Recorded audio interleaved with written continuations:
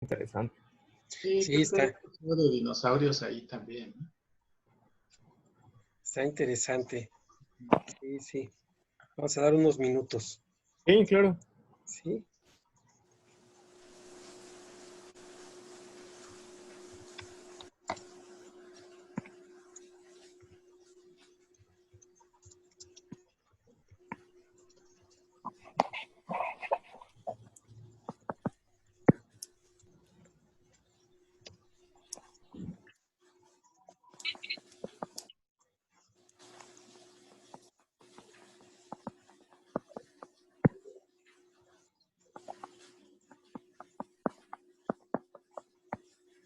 Voy a procesar el Facebook Live.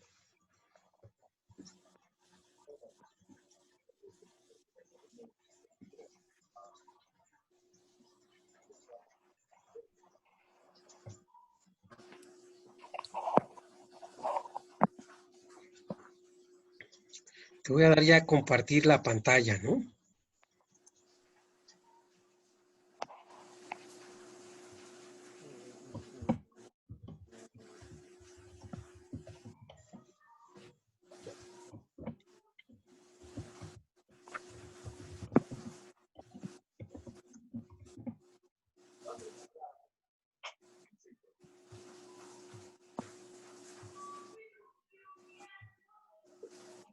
Creo que ahí ya se ve, ¿verdad? ¿Ya cargó?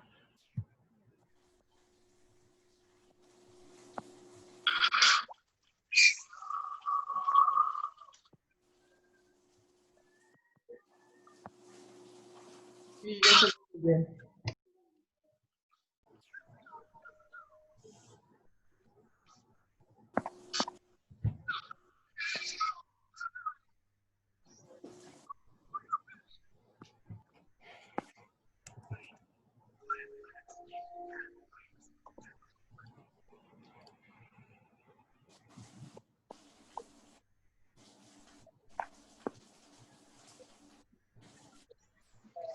Y creo que ya también nos están viendo en Facebook Live.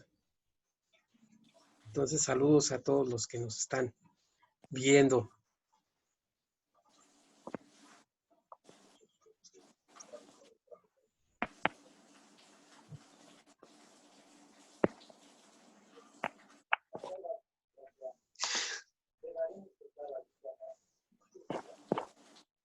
Y bueno, pues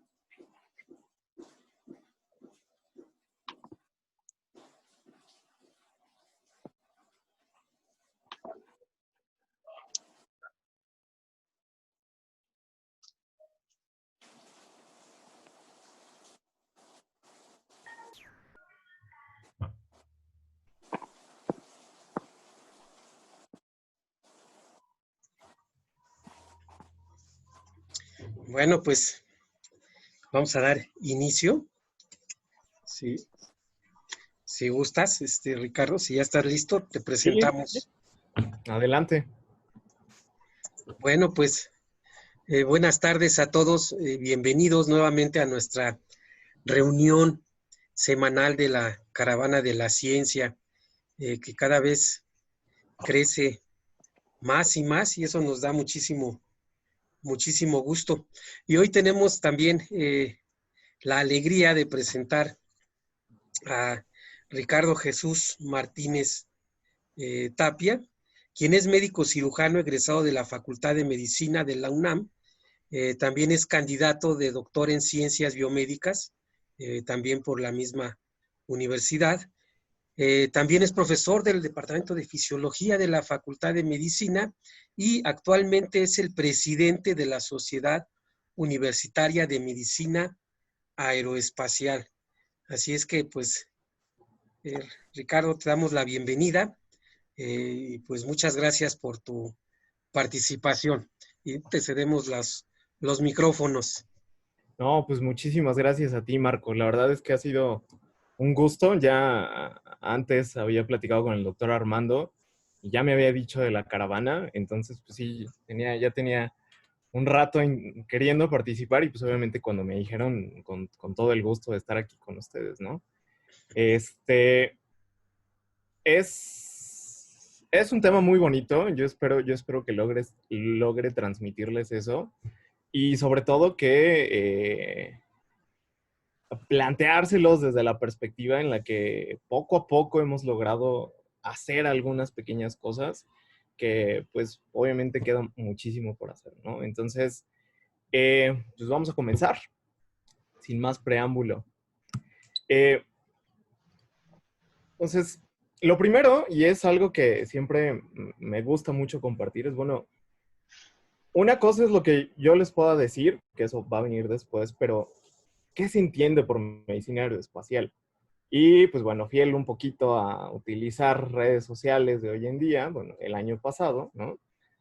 Me di a la tarea de realizar una encuesta en Facebook sobre, pues por ejemplo, cuáles eran las dos primeras palabras que llegaban a la mente al leer, ¿no?, medicina aeroespacial. Y fue bien interesante lo que poco sesgado, porque al final pues es como con mis amigos, ¿no? Los amigos que uno tiene en esta red social, pero pues vamos a ver la respuesta, ¿no? Hubo 46 personas, entre las cuales respondieron pues lo siguiente.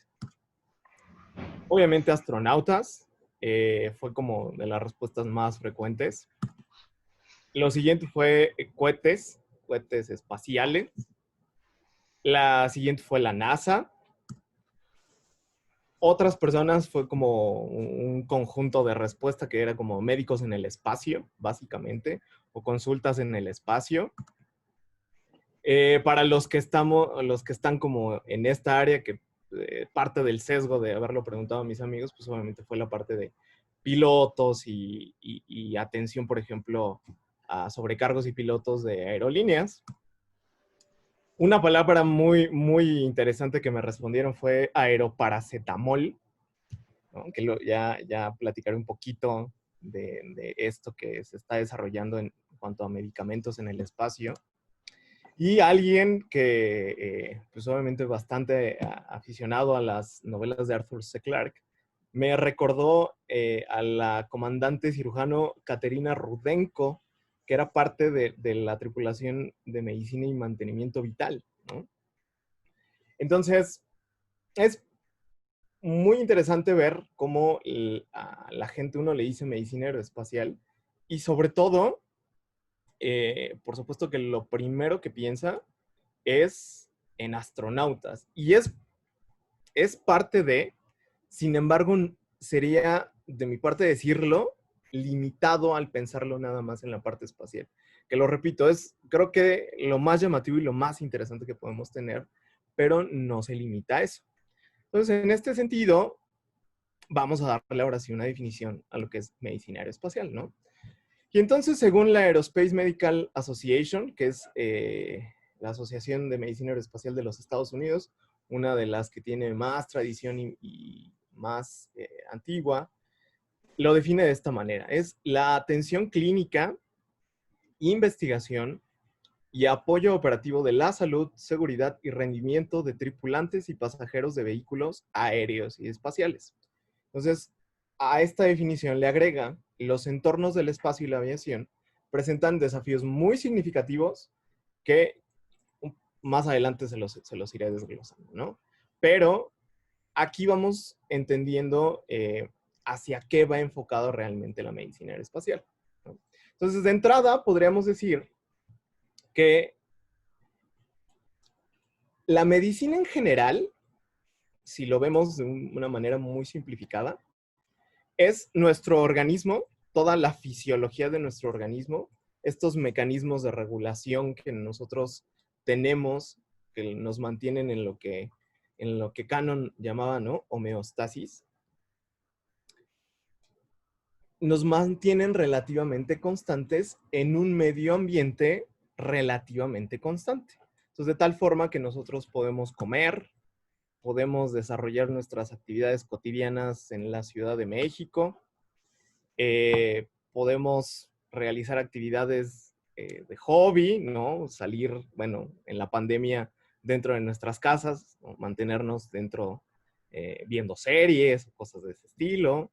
Nos estresamos dentro de este medio relativamente constante.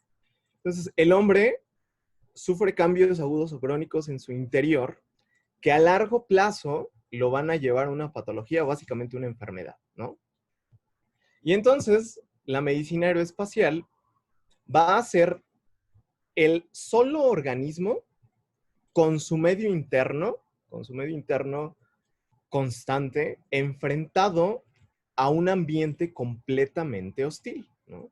Entonces, en este sentido, las grandes altitudes, como por ejemplo lo podemos tener en un avión, obviamente en un transbordador espacial, en la Estación Espacial Internacional, pero no nada más se queda ahí, también entra dentro del campo que le ayuda la medicina de extremo, es decir, la de alpinismo o inclusive las de grandes profundidades. Y en este ambiente extremo, el organismo, el cuerpo humano, va a tener que obviamente alimentarse y obtener de estos alimentos que no pueden estar en un ambiente constante. Entonces van a tener que ser modificados para que puedan entrar al organismo, ¿no? Y por supuesto, pilotos y sobrecargos, ¿no?, y los astronautas. Entonces, el hombre en su medio interno constante se expone a un ambiente, pues, para nada constante. ¿Okay? Entonces, ¿qué es lo que va a implicar la medicina aeroespacial? A grandes rasgos y a riesgo de que las divisiones sean un poco ortodoxas, bueno, me animo a decirlo que de entrada hay un campo que se le denomina de la fisiología espacial y de la aeronáutica, que este es el campo que nos va a llevar a toda la parte de investigación y a toda la parte de diseño de modelos y a teorizar acerca sobre qué es lo que puede pasar. Y la parte de medicina, que es la que va a estar encargada de todo este apoyo, bueno, de esta atención clínica, vamos a enfocarlo de esta manera, ¿no? Lo que ya les había mencionado, lo que tiene que ver con medicina de supervivencia y ambientes hostiles. Por ejemplo, en México resulta que son contadas las personas que pueden decir que tienen como tal un papel de medicina aeroespacial. Sin embargo, los que más se pueden dedicar a este campo son precisamente las personas o los médicos que se dedicaron a estudiar medicina ocupacional y del transporte. Entonces, fue bien interesante porque ahora que tomamos un curso hace como un año aquí en la división de estudios de posgrado, pues la mayoría se habían dedicado a una parte de la medicina ocupacional y del transporte en la parte aeronáutica, ¿no? Entonces, la verdad es que hay mucho conocimiento que extraer de ahí. La parte de telemedicina, que si me animo a decirlo, que creo que esta pandemia nos ha llevado años luz a empujar muchas de las cosas que hace 2 años nosotros criticábamos de una manera muy tajante, ¿no? Era para mí muy, muy común ver en redes sociales estas imágenes en las que se criticaba el hecho de que las personas quisieran tener una consulta vía, por ejemplo, WhatsApp o inclusive por alguna de estas aplicaciones, ¿no? Digo, no conocía Zoom, pero por ejemplo estaba Google Meet. Y se criticaba mucho esto. Y entonces, ¿qué fue lo que pasó con esta pandemia? Bueno, vino a revolucionar completamente la atención médica. Pasamos de la atención clínica personalizada o físicamente a que las recomendaciones principales fueran hacerlo a través de la telemedicina, ¿no? De plataformas de telesalud. Y finalmente, bueno, un tema que trataré un poco más adelante, pues es todo lo que tiene que ver con la parte de psicología aeroespacial. Entonces, algo que es sumamente interesante y a pesar de que no soy psicólogo, creo que es una de las áreas muy padres de estudiar, que es todo lo que tiene que ver con factores humanos. Entonces, a grandes rasgos, y como se los mencionaba, podemos hablar de dos campos. La medicina, la parte aeronáutica y la parte espacial. Y entonces, ¿qué implica? Bueno, este es el panorama general de hasta dónde llega una, dónde termina y dónde comienza la otra. Existe mucho en el campo, ya que uno se va inmiscuyendo en estas áreas, de querer separarlos, de querer decir, no, es que eso le corresponde a la parte aeronáutica y esto corresponde a la parte espacial. Desde mi muy personal punto de vista, lo analizo de esta manera. Si yo quiero llegar al espacio, por supuesto que primero tengo que pasar por todos los cambios que se van a suscitar en la parte aeronáutica, ¿no? Ese es mi muy personal punto de vista de analizarlo. Entonces, realmente separarlos pudiera ser desde un punto de vista inclusive hasta legal, ¿no? Como lo implica la línea de Kármán, que es donde teóricamente termina el cielo y comienza ahora sí todo lo que tiene que ver con la parte espacial. Pero, pues, si lo analizamos desde el punto de vista biomédico, desde el punto de vista fisiológico, pues no es más que la extensión de los extremos de lo que comienza a pasar a grandes altitudes dentro de la atmósfera, lo que se lleva a un extremo en la parte espacial, ¿no? Entonces, en este sentido, pues, lo que corresponde a la aviación, ¿no? En la troposfera, que es donde la mayoría de los aviones generan sus actividades, algunos balones de clima, y después de la línea de Kármán, pues ya podemos tener todo lo que tiene que ver, o donde tenía sus acciones el orbitador espacial, el transbordador, a unos 360 kilómetros, que se encuentra en la Estación Espacial Internacional, y el Hubble, que es como el más externo, ¿no? Entonces, todo esto, si lo podemos observar acá, se le denomina Low Earth Orbit, ¿no? O órbita baja, que es donde la mayoría de la actividad humana en cuanto a espacio, pues se ha desarrollado. Después vamos a tener la media y después vamos a tener la alta. ¿A qué voy con esto? Que la mayoría de lo que voy a intentar presentarles el día de hoy, pues tiene que ver con los cambios que se han encontrado dentro de la Estación Espacial Internacional. En órbita baja, donde todavía tenemos la protección del campo electromagnético de la Tierra. Entonces, teorizando sobre qué podría pasar, por ejemplo, en un viaje a Marte o en un asentamiento lunar, pues realmente yo me animaría a decir que conocemos muy poco. ¿Por qué? Porque todavía el cuerpo humano no ha sido expuesto a este extremo lo que realmente implica el espacio, ¿no? Pocas personas lo han hecho y fue por un tiempo muy limitado, que fueron todos los astronautas que fueron del programa Apolo. Pero bueno, ya les hablaré un poquito más adelante, ¿no? Entonces, ¿a qué se enfrenta el organismo? Vamos a hablar primero dentro de la Tierra, ¿no? A estos cambios que tienen que ver de la parte aeronáutica. Bueno, el tema por excelencia y del que la mayoría de los libros se enfocan, pues es la falta de oxígeno, o lo que comúnmente se denomina como hipoxia, ¿no? Y el mecanismo compensatorio del organismo, que va a ser este aumento de la respiración a causa de la hipoxia, ¿no? Que es la hiperventilación, que de hecho termina por agravar la hipoxia a la que se enfrenta. Y entonces, ¿por qué sucede la hipoxia en el organismo? Bueno, nosotros sabemos que la presión atmosférica, pues es toda esta mezcla de gases que básicamente pues tenemos encima de nosotros. Entonces, a nivel del mar, como lo tenemos acá, la presión atmosférica ha sido calculada en 760 milímetros de mercurio. Y entonces, dentro de esta mezcla de gases, pues el que realmente nos importa es el oxígeno. Nosotros sabemos que dentro de esta mezcla de gases, 160 milímetros de mercurio corresponden a la presión del oxígeno a nivel del mar. Por ejemplo, se va a modificar conforme vayamos ascendiendo en altitud.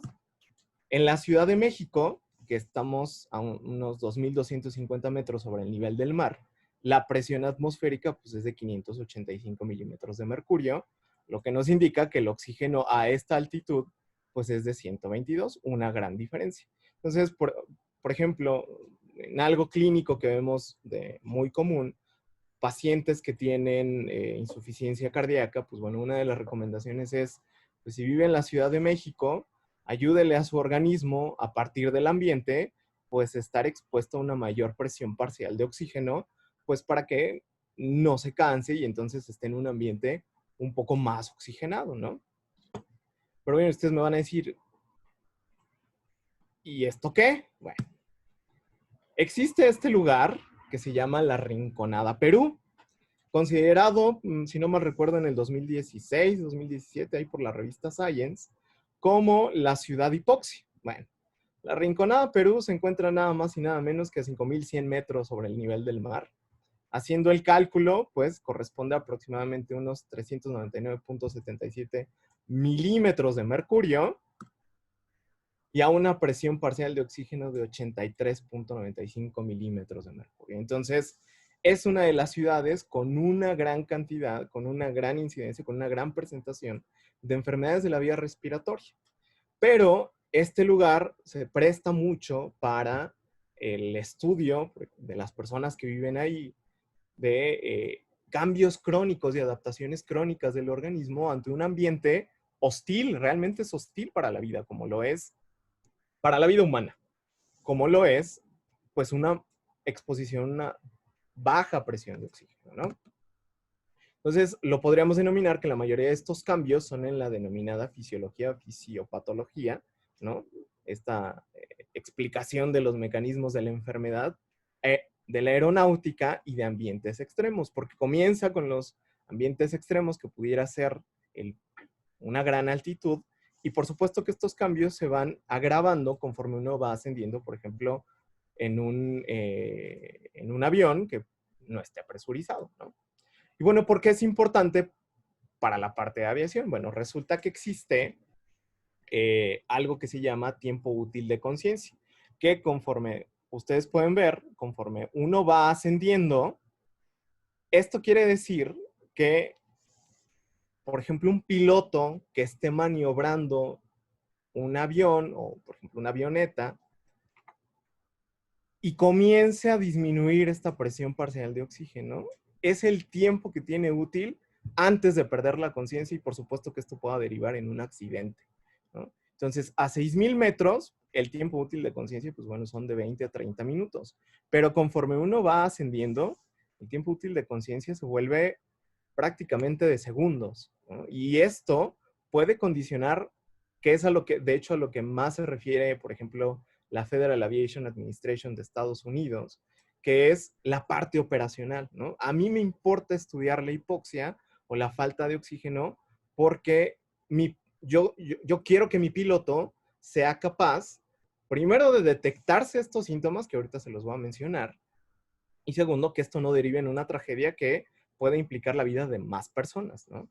Entonces, esta es la explicación de por qué un avión, pues bueno, tiene que ir presurizado, de cierto modo, con cierta cantidad de oxígeno, y por qué, en caso de haber una despresurización, porque, pues bueno, existen estos mecanismos de que caiga la mascarilla de oxígeno, la mascarilla reservorio de oxígeno, y pues bueno, se tiene un tiempo límite, porque al final la generación de oxígeno es por una reacción química y está limitada a un periodo de tiempo. Sin embargo, bueno, lo que mencionan es que este periodo de tiempo es suficiente para que los pilotos maniobren y puedan descender a una altitud en la que pueda ser respirable el oxígeno, ¿no? Y la sintomatología que puede generar la hipoxia es muy diversa y de entrada, como se los presento aquí, pues depende mucho del organismo al que se ha enfrentado la hipoxia. Es decir, si es alguien fumador, si es alguien obeso, si es alguien que tiene una enfermedad crónico-degenerativa. Y pueden variar desde presentaciones de una sintomatología con una pequeña taquicardia, ¿no? Lo que se denomina como palpitaciones. Puede tener sintomatología respiratoria, neurológica, a nivel de los ojos, en fin, pues es muy diversa. Bueno, ¿cómo lo vemos? Entonces les traje este pequeño video. Entonces, la situación es la siguiente. Primero que nada, no pierdan de vista a nuestro querido Sam e intenten comparar con los demás pilotos. Entonces, esta es una cámara de altitud en la que, si se dan cuenta, pues bueno, ya traen unas mascarillas de oxígeno. Entonces, lo que a continuación van a ver, la mayoría de las instrucciones son en inglés. Les van a pedir que se quiten la mascarilla de oxígeno. Y entonces, estos pilotos tienen, si se dan cuenta acá, tienen unas hojas. Bueno, en estas hojas, lo que ellos tienen que hacer son unas pequeñas son sumas, restas, multiplicaciones, si no mal recuerdo, muy sencillas. Tienen que resolver un crucigrama y hasta el final de la hoja viene una tablita donde ellos tienen que ir apuntando la cantidad de datos clínicos que ellos van sintiendo, dependiendo si ya pasó 1 minuto, 2 minutos, 3 minutos, 5 minutos. Y en los dedos traen un oxímetro de pulso. Entonces ellos tienen que ir anotando a 1 minuto cuánta saturación de oxígeno tienen y cuántos síntomas van presentando. ¿Por qué? Porque, bueno, va variando dependiendo de la persona, como yo les mencionaba, ¿no? Entonces, vamos a ver. 1, 2, 3, mask off. Y entonces se quitan la máscara. Entonces, como les mencionaba, no perdamos de vista nuestro Now then, amigo we're Sam. going to do your demonstration, Kevin, at 1 minute, right? 3 minutes and 4 minutes if you're still off. Okay? Entonces, aquí hay So, algunos pilotos que, si Roger se dan will be cuenta, traen assisting un you with overall. that. Y este overall, pues, es muy, muy Now then, característico de everybody pilotos de la that's Fuerza off Aérea de now, los I want you Estados to look around Unidos. the chamber again. Same thing I did with them to get your visual acuity. Entonces, les están Look at dando the instrucciones name de, tags, por maybe ejemplo, the qué color tienen que wheels hacer across en the dado way. caso que comiencen como con Right, sintomatología. and that'll help you with Por your ejemplo, aquí a theory, nuestro distance compañero vision, le or van a your empezar visual a hacer acuity unas pruebas issues. Try to para whistle, de which is always respiración. kind of neat. Entonces, ahorita And ellos están siendo okay, expuestos. you La can go verdad es down que to desconozco a line qué altitud, 1, column 1. pero es We're at 50 seconds. a hipoxia, vamos a llamarlo así, un ambiente con una baja presión de oxígeno. And 5, 4, 3. Entonces, a este compañero, como les 5, mencionaba, 4, le 3, piden que 2, esté 1, haciendo ahí go. unos And ejercicios hold it out, hold it out, hold it respiratorios, out, hold it out, que hold it out, hold resista it hasta out. ver cuánto Continue, continue, cuánto continue. Good aguanta. job, good job. Y si se dan Now cuenta, go ahead and write nuestro down your symptoms compañero as de quickly acá as you can, if empieza you a would, estar Kevin. desorientado, All right, everybody else go to line 1 no or está item column escribiendo. 1 on their sheet. Write down whatever you're Y si feeling ustedes and lo your comparan pulse con el oximeter compañero que readings es at this de point. playera roja que se encuentra al lado, pues pareciera que Looking no real le ha good. afectado nada, ¿no? Entonces, no, como les menciono, no pierdan de vista Now, just a este quickly, compañero. Douglas, how many symptoms? Just show fingers. 1. Sam, how many symptoms? 1, 2, 3, 2. Sam Dennis, acaba de decir que presenta 2 and maybe síntomas, 1. los demás entre 1 y 2 van oscilando. Kevin, never mind that. Forget Kevin. Tanner. All right, and Mark, and Stephanie. Pues la mayoría de ellos van Okay, presentando real igual, good. 1 o 2 síntomas.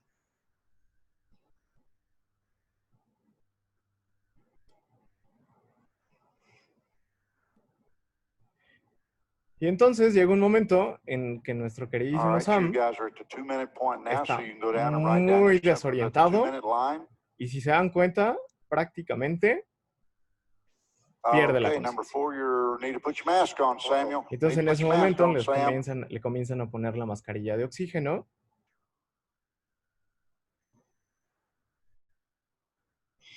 Sit back, Lo Sam. recuestan. Obviamente estos All right, experimentos there you go. siempre tiene que haber alguien que les pueda poner la mascarilla de oxígeno. Y es cuestión de segundos para que nuestro querido JR, Sam move to pues your vuelva a right a little bit recuperar or la left conciencia, if you ¿no? can. There you Vean, go. vean cómo clínicamente se mueve. Tiene ahí unos movimientos muy, vamos a llamarlo, anormales.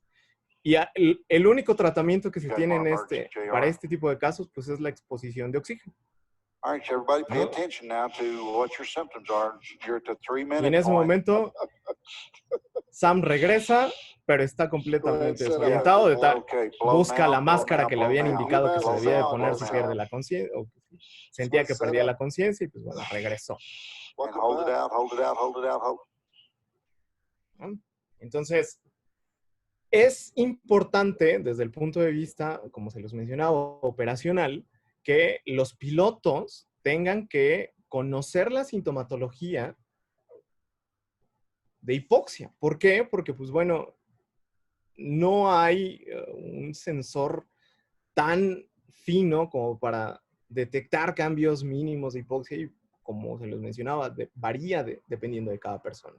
Entonces, hay personas que pueden ser muy sensibles, pero hay personas que pueden aguantar por un periodo más prolongado el estar expuestos a un ambiente de hipoxia, ¿no? Pues las siguientes alteraciones, que ya no tienen que ver precisamente con la presión de oxígeno, sino como con los cambios bruscos de presión, clínicamente nosotros les llamamos disbarismos, es decir, alteraciones referidas por la presión, por los cambios bruscos de presión, y básicamente son por las alteraciones de los gases dentro de nuestro cuerpo al ser sometido a estas variaciones bruscas. De tal forma que, por ejemplo, existe el efecto mecánico por la variación del volumen de un gas atrapado. Entonces, nosotros sabemos, por ley de Boyle, ante una temperatura constante, si yo disminuyo la presión de un gas, ¿qué le va a pasar a su volumen? Obviamente va a aumentar. Y esto es lo que pasa con los gases que se encuentran dentro de nuestro cuerpo. Por ejemplo, algunas personas, y de hecho los niños que son subidos a un avión, es muy común que ellos sean muy sensibles a este tipo de cambio de presiones. Generalmente es bien característico cuando el avión va subiendo, va en el periodo de ascensión, comiencen a llorar, y es precisamente por esto, porque este aire comienza a expandirse debido al cambio de la altura y la disminución de la presión. Y entonces les comienza a dar este dolor en los oídos. Hay otro dolor que puede ser el dental, inclusive puede ser muy, no sé si lo llamarían, no soy odontólogo, no sé si lo llamaría una urgencia odontológica, pero inclusive puede hacer que el diente colapse por este aumento en el volumen, ¿no? En los senos paranasales, o inclusive que pueda llegar a haber malestar gastrointestinal, porque es donde tenemos aire atrapado, ¿no?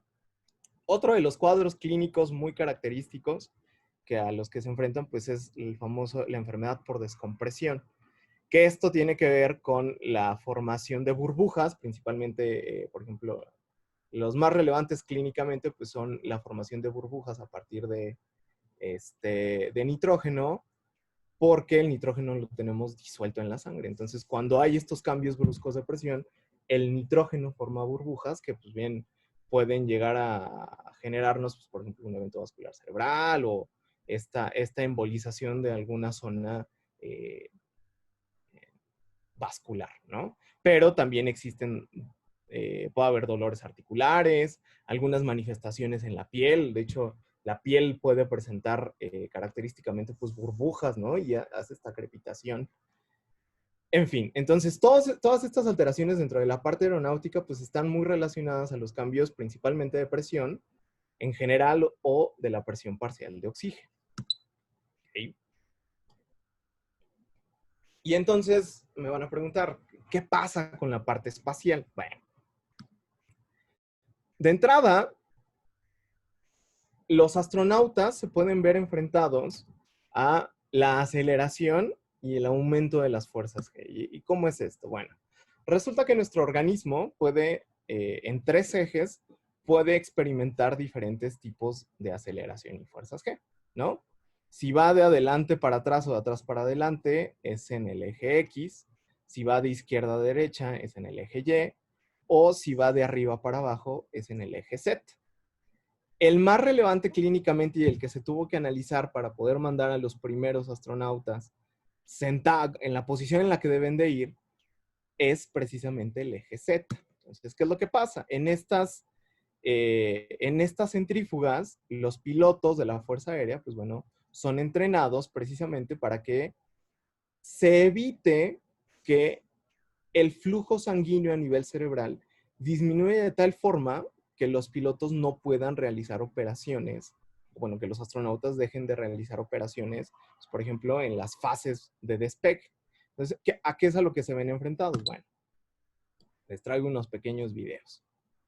¿Qué es lo que están aquí? Este piloto de la Fuerza Aérea está en una de estas centrífugas, y lo que les pido que vean son 3 cosas. Primero, la fuerza G a la que son enfrentados, que es este numerito, la frecuencia cardíaca a la que se puede modificar, y por supuesto, como las manifestaciones clínicas a las que se ven enfrentados, ¿no? Entonces ahí va. It's ready, final ready. Okay, squeeze handbrake. Handbrake is activated. Work hard. 3, 2, 1. Comienza la prueba. Legs tight, deep Comienzan breath. a aumentar la aceleración. You're on top. Breathe. 1, 2, breathe. Drop the shoulders. Breathe. 1, 2, breathe. Squeeze your legs, squeeze your butt. Hey, squeeze, keep squeezing, keep squeezing, keep squeezing.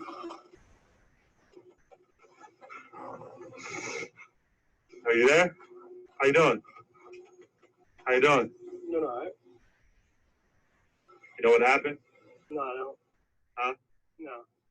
Pues pierde la conciencia y lo que le están preguntando es que si sabe qué fue lo que sucedió, ¿no? You all right? Entonces, All right. durante la prueba, lo que le están pidiendo es Over que here. apriete el abdomen Yeah. y contraiga la musculatura de las piernas, precisamente porque como la fuerza va de adelante para atrás, se genera una diferencia de presión y entonces tiende a haber una acumulación de flujo sanguíneo hacia las piernas, pero pues realmente lo que interesa es que el flujo sanguíneo a nivel cerebral no decaiga lo suficiente como para que pierdan la conciencia, ¿no? Entonces, les enseñan maniobras de Valsalva y a la contracción de la musculatura de las piernas, precisamente porque como en las piernas tenemos la reserva sanguínea en las venas, pues bueno, este flujo hacia el corazón se intente mantener. Y puede variar la presentación clínica. Entonces, en este piloto solo perdió la conciencia, pero por ejemplo en este, aquí lo mismo, ¿no? Pueden ver a cuántas fuerzas G es enfrentado este piloto. Pierde la conciencia, pero a diferencia de este otro piloto, él va a presentar algunas contracciones anómalas musculares, vean, ¿no? Precisamente por la falta de oxígeno, por la falta de perfusión de flujo sanguíneo que llega a haber en el sistema nervioso central, ¿no? Whoa, yeah. Pues ahí se emociona de que no supo realmente qué fue lo que pasó. Y de hecho, el haber analizado cómo es que el organismo responde ante las fuerzas G, pues bueno, es lo que permitió que los astronautas adquieran una posición muy característica cuando van despegando, ¿no? Entonces nosotros sabemos que pues, estando en bipedestación, las mayores presiones en el sistema venoso, pues obviamente se encuentran en las piernas. Pero si nosotros nos acostamos en esta posición con una flexión aproximadamente a 90 grados, vamos a generar una contracción de la musculatura y la sangre va a retornar hacia el corazón para evitar que cuando el cuerpo sea expuesto ante esta aceleración, por ejemplo, en un despegue, el flujo sanguíneo se intente mantener. Okay. Hay algunas publicaciones y hay alguna literatura que menciona que esta posición, que se mantiene por un promedio de unas 2 a 3 horas antes del despegue, los empieza a condicionar para la siguiente consideración en el espacio, que es la microgravedad, es decir, la falta de que el cuerpo experimente la aceleración hacia la Tierra. Entonces, básicamente la gravedad pues, es definida como el estado físico único que surge de una aparente falta de aceleración gravitacional. Y esto puede ser experimentado en la órbita baja, ¿no? Donde se encuentra la Estación Espacial Internacional. ¿Por qué es importante? Bueno, porque a partir de la microgravedad es que se describen la mayoría de los cambios que hasta hoy en día conocemos de las exposiciones de corto, mediano y plazo, de las exposiciones del cuerpo humano en estos periodos de tiempo, ¿no? Entonces, por ejemplo, ¿qué sucede? Bueno, resulta que el hecho de no estar expuestos a gravedad, lo que va a generar, pues, es una disminución de la masa muscular, de tal forma que ha sido cuantificado en un periodo de unos 180 días, puede haber una disminución del 40% en la masa muscular. Y, por ejemplo, si ustedes observan a este astronauta, ¿cómo se le ven las piernas? Se le ven muy, muy delgadas. Y esto tiene dos explicaciones. En la siguiente diapositiva se los voy a terminar por explicar. Pero tiene que ver con la redistribución del flujo sanguíneo, pero también con la pérdida de masa muscular. Y aunado a la pérdida de masa muscular, viene la pérdida de masa ósea, que ha sido calculada igual en un periodo de unos 180 días, aproximadamente un 3.2% previo al despegue. Entonces, los astronautas comienzan a experimentar osteoporosis, comienzan a experimentar una sarcopenia, ¿no? Esta disminución en la masa muscular y en la masa ósea. Y por supuesto, uno de los cambios más grandes que se han descrito, pues son los cambios cardiovasculares. Pues en este sentido, este astronauta, Michael Barratt, que por cierto es médico, lo podemos ver en esta foto, como antes del despegue, pues bueno, tiene esta fisionomía. Pero después de estar por un cierto periodo de tiempo en el espacio, ¿qué es lo que se le puede notar? ¿No? Es este abotagamiento de líquido hacia la cabeza que en la siguiente diapositiva les voy a mostrar, bueno, les voy a presentar por qué es importante esto. Pero de entrada, este abotagamiento es de los primeros cambios a los que se ven enfrentados desde que están para despegar. Entonces, el hecho de que los astronautas estén recostados y con las piernas flexionadas ya comienza a ser condicionante para que haya un mayor flujo sanguíneo hacia la cabeza. Entonces, lo que podemos ver aquí es que, como les decía, las mayores presiones se encuentran en las piernas, en microgravedad, se encuentran ahora hacia la cabeza y una vez que regresan, bueno, vuelve al estado normal, ¿no? Entonces, es característico ver cómo estos astronautas, pues, tienen, ¿no? Su perfil de la cara muy característico, pero cuando están en el espacio, se llenan de líquido. Y es precisamente por la falta de acción de la gravedad en los líquidos. Pero este aumento de líquido a nivel cefálico en la cabeza ha condicionado algo oftalmológico, algo en los ojos. Entonces, lo que aquí estamos viendo es, en un vuelo de corta duración, antes del vuelo y después del vuelo, el globo ocular.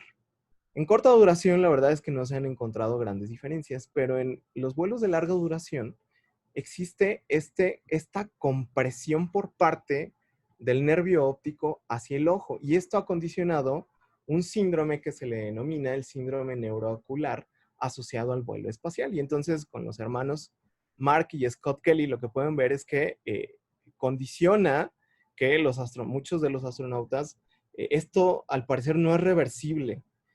Entonces van a tener que usar lentes y pues obviamente estos cambios se mantienen a lo largo de la vida del astronauta, ¿no? Entonces esto es para la parte oftalmológica. Algo que también es muy importante para la parte operacional de los astronautas tiene que ver con la disregulación o con la alteración del ritmo circadiano. El hecho de que ellos estén en la Estación Espacial Internacional y estén dando vueltas constantemente a la Tierra y sean expuestos a amaneceres y anocheceres en un periodo corto de tiempo, pues por supuesto que los va a afectar. Y lo que más se estudia en este aspecto es lo que se le denomina como fatiga. Entonces, es decir, yo no requiero un astronauta fatigado porque esto me va a condicionar a que si tiene que hacer una actividad extravehicular, pues bueno, pueda cometer un error. Entonces, dentro de la Estación Espacial Internacional, tienen una agenda muy rigurosa respecto a cuándo se tienen que levantar, cuándo tienen que comenzar a hacer los experimentos del día que les tocan. Obviamente, después de un periodo prolongado de descanso, cuándo van a tener que hacer una actividad extravehicular. En fin, es un sistema bastante rígido, pero que al final está enfocado para evitar que al estar expuestos a esta disregulación por parte del ritmo circadiano, no se fatiguen los astronautas, ¿no? Entonces, la verdad es que podríamos hablar un rato acerca de todos los cambios a nivel espacial, pero voy a terminar por invitarlos a unas pláticas que dimos hace unas semanas, donde unos compañeros y yo intentamos ir como un poquito más a detalle, también son pláticas de divulgación, respecto a cambios ya muy específicos. Entonces, ¿qué es lo que se está haciendo hoy en día? Bueno, respecto a qué es lo que pasa en el organismo, ya no nada más a nivel clínico, sino a nivel, por ejemplo, molecular. Entonces, este estudio salió el año pasado, es el famoso estudio de los gemelos de Mark y Scott Kelly. Entonces, estos gemelos son gemelos homocigotos, que él es Mark y él es Scott. Ambos fueron pilotos de pruebas de la Fuerza Aérea de los Estados Unidos y ambos aplicaron cada uno independientemente por su cuenta para ser astronautas. Entonces, el que me parece que ha tenido más experiencia respecto a vuelos espaciales ha sido Scott. Entonces, para la NASA esto significó pues un planteamiento muy padre porque pues al ser gemelos parten del hecho de que pues tienen el mismo material genético. Entonces, se diseñó un estudio por ahí y se llevó a cabo por ahí entre el 2015 y el 2016, en el que Mark es el sujeto control y Scott es uno de los astronautas que ha estado aproximadamente unos 336 días continuos en la Estación Espacial Internacional. Y entonces es bien interesante porque ustedes se pueden meter a la página de la NASA, que precisamente se llama NASA Twin Study, y ahí ellos resumen los principales hallazgos, entre los que se encuentran, bueno, analizaron los telómeros de las células inmunes de Scott, y lo que encontraron es que durante la fase de la estancia en la Estación Espacial Internacional, sus telómeros se alargaron, y cuando regresó del espacio, se acortaron mucho más de lo que ellos hubieran pensado, y a los 6 meses se normalizó el tamaño. En la parte inmunológica, una de las cosas que planteaban los investigadores era cuál iba a ser, por ejemplo, la respuesta del sistema inmune ante la aplicación de una vacuna. Y entonces, Scott Kelly resulta que es el primer hombre que es vacunado en el espacio, y no se encontraron ningún dato de alguna activación de los microorganismos o que el sistema inmune comenzara a montar una respuesta inmune alterada. De hecho, hay reportes, la mayoría que tienen que ver como con las misiones Apolo y algunas misiones en el transbordador espacial que muchos de los astronautas empiezan a tener infecciones porque los microorganismos, al verse enfrentados a un ambiente hostil, aumentan su infectividad. Entonces, de hecho, hay una regulación muy, muy grande, sobre todo a nivel legal, del hecho de llevar, por ejemplo, microorganismos patógenos a hacer experimentos afuera, por lo menos a la Estación Espacial Internacional, o con cohetes, que son unos cohetes que se les denominan satélites, que son CubeSats, en donde se pueden hacer pequeños cultivos con microorganismos. Eso está completamente regulado, precisamente porque lo que se ha observado es que estos microorganismos, al verse enfrentados a un ambiente extremo, reaccionan ante este ambiente extremo, ¿no? Otro de los temas muy bien interesantes y bien importantes es todo lo que tiene que ver con el traje espacial. ¿Por qué? Pues bueno, prácticamente la NASA y ahora las empresas privadas pues están enfocando al diseño de materiales que puedan ser obviamente livianos, pero que puedan resistir todo este ambiente extremo del espacio, que puedan resistir cambios drásticos de presión, que puedan resistir estos cambios drásticos de temperatura, y que a la vez puedan ser ergonómicos y puedan ser, de cierto modo, amigables para el astronauta. Existe la idea de que, o bueno, existe el planteamiento de que realmente un traje espacial pues es un vehículo espacial personal para el astronauta, ¿no?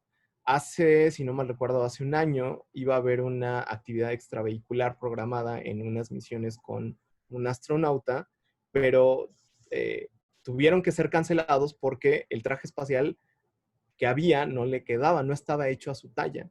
Entonces, los técnicos y los investigadores en la NASA son muy quisquillosos, de cierto modo, porque el hecho de que no le embone bien o que pueda existir la posibilidad de que el traje pueda quedar holgado, esto condiciona que pueda suceder un accidente, ¿no? Entonces, la investigación en cuanto a materiales y en cuanto al desempeño de los astronautas dentro de un traje espacial, pues es uno de los grandes campos de desarrollo.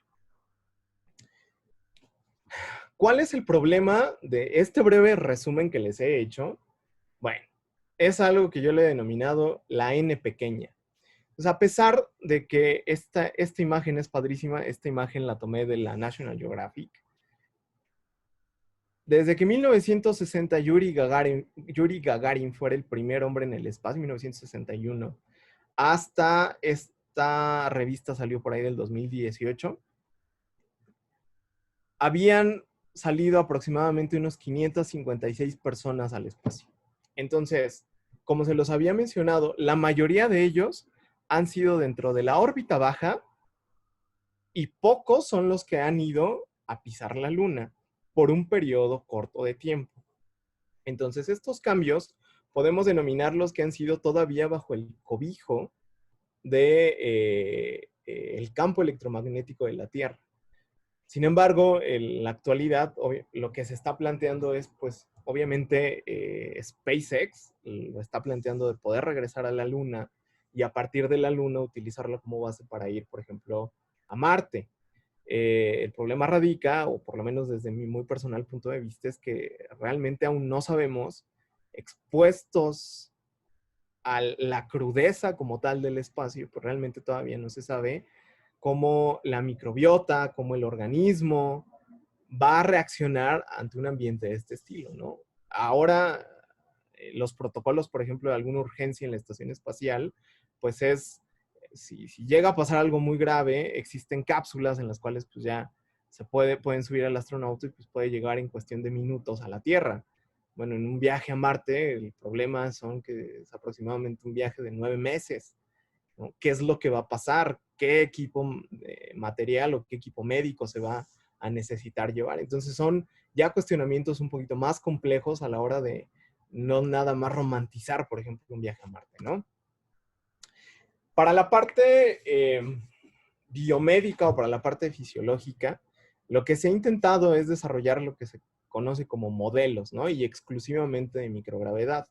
Entonces, en humanos existen estos modelos de reposo en cama, en lo que se hace es que se mantiene a los conejillos de Indias, ¿no? En posición horizontal o a 6 grados cefálicamente para aumentar la presión en la cabeza y obviamente poder ver el desempeño. Son modelos en los que inclusive la NASA ha tenido que pagar porque pues están por un periodo muy prolongado de tiempo. Estamos hablando de semanas, inclusive meses, en los que las personas van a estar en esta posición. Por ejemplo, en los rusos, en el Instituto de Problemas Biomédicos, tienen el modelo de inmersión, ¿no? De inmersión en agua. Entonces, aquí están los investigadores y pues prácticamente tienen sus tinas y ahí tienen a sus sujetos de experimentación, pues viendo cuáles son estos cambios a los que se van enfrentados, la mayoría de los que les había mencionado. Existen otros que son obviamente un poco más caros, que son las maniobras de paralaje. Entonces, esto quiere decir que viene un avión y va a hacer un movimiento parabólico y entonces en este ascenso y en este descenso, en aproximadamente unos 20-30 segundos, se puede experimentar la microgravedad. Entonces estamos hablando de que constantemente este avión está haciendo esta maniobra parabólica, sube, baja y obviamente lo repiten N cantidad de veces, ¿no? Evidentemente es muy caro, pues porque obviamente utilizar un avión pues no cuesta 2 pesos, ¿no? De manera, con animales se ha desarrollado, por ejemplo, la suspensión pélvica de extremidades inferiores de las ratas, y esto ha significado, pues bueno, algunos experimentos en modelo murino, ¿no? De hecho está publicado en Jove, pero realmente pues es la investigación que se tiene, yo hasta el momento lo he visto como muy corta, muy limitada en este aspecto. Y eso es para la parte médica. Las áreas involucradas, evidentemente, pues son enormes, ¿no? Lo que les mencionaba, la parte, lo que tiene que ver con odontología, qué cambios se pueden ver enfrentados, por ejemplo, los astronautas, ¿no? No es como que se puedan levantar y lavarse la boca y tirarlo tirar el agua o sea, no cae el agua, no sé si me expliqué, ¿no? ¿A qué se van a ver enfrentados? Todo lo que tiene que ver con nutrición, o sea, el análisis, la valoración nutricional que se hace de un astronauta es muy específica y es muy compleja. ¿Por qué? Porque a veces se espera el comportamiento de un astronauta y estando en la Estación Espacial Internacional se puede ver modificado, ¿no? De esta manera, por ejemplo, Scott Kelly, me acuerdo haber leído el reporte de que sus nutriólogos estaban como muy desconcertados porque de lo que ellos habían esperado que comiera, comió un 30% menos durante toda su estancia en la Estación Espacial Internacional. Y no significó mayores cambios para él, ¿no? Entonces, dentro de la parte de fisioterapia y todo lo que tiene que ver con medicina de rehabilitación, pues esto implica un gran abordaje de la parte del diagnóstico funcional que ellos hacen, sobre todo cuando ellos regresan a la Tierra. Es interesante ver cómo después de estos cambios a los que estuvieron expuestos, pues bueno, tienen que someterse a estrictos controles de fisioterapia y de rehabilitación para volver a tener la condición física que tenían antes del vuelo, ¿no? Evidentemente la enfermería. Y el tema más de un gusto personal al que le he adquirido al meterme en toda esta parte de ciencias médicas aeroespaciales, pues obviamente es la parte psicológica. Entonces, la primera vez que yo lo leí fue precisamente en este número de la National Geographic de marzo del 2018, y es a través de los ojos de un astronauta. Entonces, dentro del número de la Nat Geo, lo que te platican es que resulta que la mayoría de los astronautas cuando regresan a la Tierra cambian esta perspectiva que tiene el humano respecto al planeta. Entonces, muchos de ellos han cambiado su visión y se han envuelto en estos grupos activistas para la protección del planeta, para la preservación de la fauna. Y lo que llegan a analizar de cierto modo en este número es que el hecho de poder ver a la Tierra desde la perspectiva de la Estación Espacial Internacional, el hecho de poder ver casa como un pequeño planetita suspendido en el espacio, eso es un cambio a nivel mental y a nivel psicológico impresionante, ¿no? Entonces, parte de lo que analizan, vamos a llamarlo así como la parte romántica de la psicología, pues es precisamente esto, ¿no? Pero no es lo único. Realmente la valoración psicológica prácticamente se da del diario en los astronautas que están en la Estación Espacial Internacional. ¿Por qué? Pues bueno, existe un campo de estudio que se llama factores humanos. Entonces, los factores humanos, para no entrar en tanto detalle, es la relación del humano con la máquina. Con la máquina en este sentido, bueno, con los aparatos de la Estación Espacial Internacional o con los paneles por ejemplo, de una nave espacial. ¿Y qué son los factores humanos? Bueno, el humano, dentro de su complejidad, puede estar expuesto a periodos de alegría, ¿no? Por casarse. Puede estar expuesto a periodos de estrés, lo que pueda implicar un divorcio. Periodos de relajamiento, ¿no? Si no es lo mismo, por ejemplo, esto evidentemente se valora más para pilotos de vuelos comerciales o militares, ¿no? Si el piloto pasó por un periodo de vacaciones, pues bueno, vamos a tener un piloto que cuando regrese a laborar, pues su desempeño teóricamente va a ser mejor, ¿no? La condición física que ellos vayan a tener tiene que ver muchísimo con la interacción o la interfase humano-máquina, ¿no? Entonces, por ejemplo, en este caso, este era el panel del transbordador espacial de los Estados Unidos. Este es el panel que tenemos hoy en día en las cápsulas de SpaceX, la cápsula Dragón. Y este es el panel de los años 60 que realmente se ha modificado muy poco, del Soyuz. Entonces, si lo analizamos, obviamente es mucho más amigable el panel que pues ahora presenta SpaceX. Entonces, a este estrés se tenían que ver enfrentados los pilotos de los transbordadores espaciales, o bueno, los cosmonautas, ¿no? También tiene que ver mucho con el estado mental. Si, por ejemplo, antes de realizar una maniobra, tomó café, tomó alcohol, se fumó un cigarro. Entonces, desde el punto de vista psicológico, todo esto afecta para el desempeño del humano con la máquina. Y bueno, en Estados Unidos, el gran caso de factores humanos es el que les voy a presentar. Y por supuesto es un caso que lo pueden ver en una película, ¿no? Ahorita van a saber cuál fue, ¿no? Entonces, 15 de enero del 2009, el capitán Chesley Sully, para los cuates, Sullenberger, y el copiloto Jeff Skiles pilotaban una aeronave, un Airbus A320 de la línea US Airways en el vuelo 1549, ¿no? Con 155 personas a bordo que acaban de despegar del aeropuerto de La Guardia en Nueva York. Y entonces, a menos de 3 minutos de haber despegado, aproximadamente unos 2.930 pies, una bandada de gansos canadienses pegan en ambos motores de la aeronave y ocasionan que se apaguen y entonces comienza a caer, ¿no? Los aviones hoy en día están diseñados para que por lo menos con un motor puedan tener la suficiente autonomía y pues poder regresar a un aeropuerto.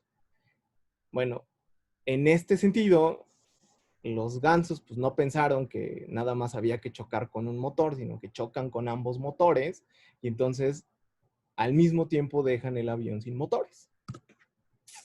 Y entonces el capitán Chesley pide autorización a la torre de control de La Guardia para primero intenta regresar, lo valora y después pide permiso para intentar un aterrizaje en Teterboro, en Nueva Jersey.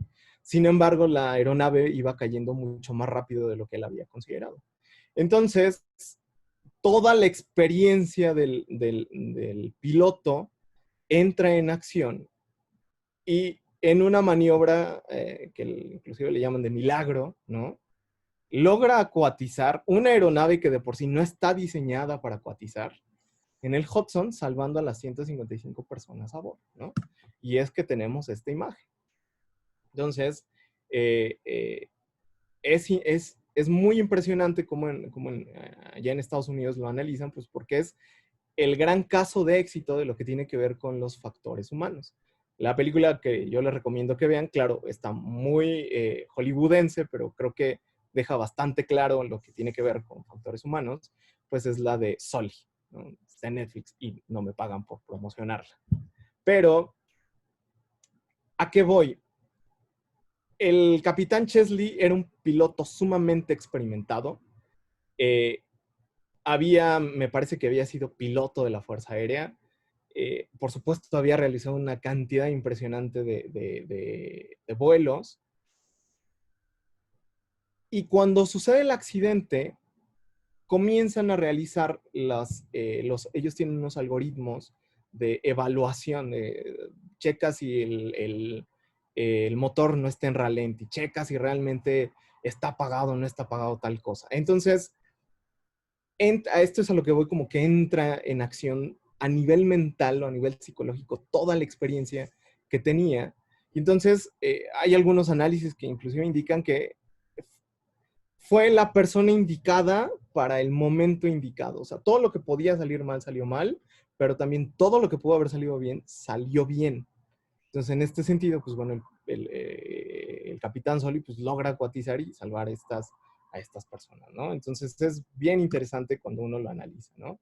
Y obviamente, pues bueno, se realiza todo un abordaje pericial por parte de la NTSB y de la FAA en Estados Unidos, y al final pues llegan a la conclusión de que evidentemente en la historia de la aviación se había presentado un caso de este estilo y afortunadamente no cayó en una tragedia, ¿no? Realmente lo que más pasó fue algunos golpes en personas, en los pasajeros y en algunas sobrecargos, pero no pasó a más. Entonces, para la parte de psicología, que tiene que ver como con factores humanos, por ejemplo, en la relación con una aeronave, pero la combinación de ambiente extremo con la parte psicológica la podemos ver en una cosa que se llaman misiones análogas. Las misiones análogas, de acuerdo a la definición de la NASA, son pruebas de campo realizadas en locaciones que tienen similitudes físicas a los ambientes extremos que se encuentran en el espacio. Entonces, en este sentido, por ejemplo, tenemos HI-SEAS, el Hawaii Space Exploration Analog and Simulation, que se encuentra en el volcán Mauna Loa, en Hawái. La estación de la Concordia, que se encuentra ahí en la Antártida, que es parte de la Agencia Espacial Europea, que se encuentra a 3.200 metros sobre el nivel del mar y llega a tener temperaturas desde menos 50 hasta menos 80 grados centígrados a lo largo del año. Y el último, el que puedo decir que se nos fue a unos compañeros y a mí, que es el Mars Desert Research Station, ¿no? Que se encuentra en el desierto de Utah y en los Estados Unidos y que depende de esta organización privada que es la Mars Society. Entonces, ¿qué es lo que sucede en estas misiones análogas? Pues bueno, básicamente es un grupo de gente que va a experimentar con ellos mismos para algo en particular. Entonces, en este sentido, en México me parece que algunos chavos, unos ingenieros ya de la Facultad de Ingeniería de la UNAM, justo ya fueron al MDRS y probaron cosas que tienen que ver con ingeniería. La verdad es que no podría describirlos así en resumen. Pero a partir de eso, propuse con unos compañeros y nosotros que pudiéramos mandar un proyecto al MDRS, y de hecho ya nos lo habían aceptado, pero pues pandemia, ¿no? Entonces, pues se nos cebó en ese aspecto. Pero el proyecto que habíamos propuesto era una valoración médica, ¿no? Algoritmos médicos de atención, por ejemplo, en un ambiente tan extremo como pudiera ser una analogía a Marte. Entonces, básicamente, estas existen más, pero están abiertos para que uno pueda proponer proyectos de investigación. En el caso de la Mars Society, son hasta 2 semanas los que uno puede estar. Y el gran pero y el gran inconveniente de estos es que, pues obviamente cuesta, ¿no? Por ejemplo, HI-SEAS, que depende de la NASA, pues, obviamente son los proyectos de la NASA. En la Agencia Espacial Europea, pues son proyectos nada más de Europa. Y todavía la Mars Society es un poco más abierta, pero evidentemente el gasto que tiene que hacer el equipo, pues es impresionante, ¿no? Entonces, es muy padre porque dentro de estas instalaciones uno puede valorar desde la parte psicológica hasta la parte fisiológica, ¿no? Y todavía otras cosas. Entonces, en breves cuentas, o más bien en resumidas cuentas, el invertir en investigación y en tecnología espacial, pues en materia médica nos ha traído muchos beneficios. Realizar algo que se denomina transferencia tecnológica, es decir, yo pienso un proyecto para llevarlo al espacio, pero si se puede aplicar en la Tierra, bueno, ese es, como dirían, es un ganar-ganar, ¿no? Entonces, ¿qué es lo que nos ha dado este desarrollo de proyectos? Pues bueno, el marcapasos cardíaco, el que a mí me encanta es el traje antigeno, pantalón que ejerce presión en extremidades con el fin de evitar la pérdida del conocimiento. Pero el que yo podría resaltar y que ya se los había mencionado y que ha sido motivo de avance en los últimos meses, pues es todo lo que tiene que ver con telemetría, con telemedicina y con telesalud, ¿no? Entonces, bueno, ya entrando casi en la recta final de lo que tiene que ver con lo que les vine a platicar hoy, pues bueno, ¿de dónde surge toda esta parte de medicina aeroespacial, la parte aeronáutica? Entonces, es bien interesante porque existen personajes que yo, de manera personal, la verdad es que jamás me hubiera imaginado que estuvieran involucrados dentro del conocimiento médico. Entonces, por ejemplo, el primer reporte de lo que se conoce como el mal de montaña está desde 1590 por este padre jesuita, que es José de Acosta, en su libro que escribe en la historia natural y moral de las Indias, ¿no? Viene a Perú, es español, viene a Perú, recorre los Andes y entonces dentro de todo lo que él reporta es justo los primeros datos clínicos del mal de montaña. Posteriormente, y con la invención de